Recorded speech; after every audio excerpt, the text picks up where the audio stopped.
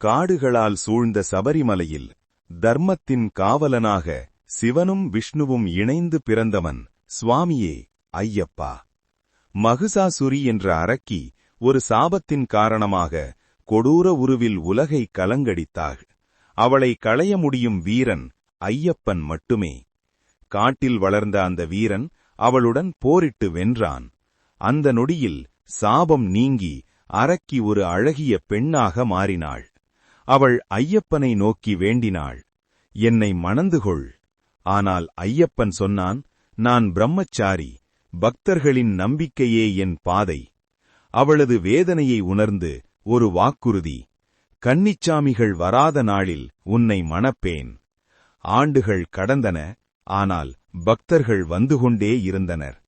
அந்த நித்திய காத்திருப்பின் சாட்சியாக இன்றும் மாளிகைப்புறத்தம்மன் ஐயப்பனை எதிர்நோக்கி நிற்கிறாள். சுவாமியே சரணம் ஐயப்பா.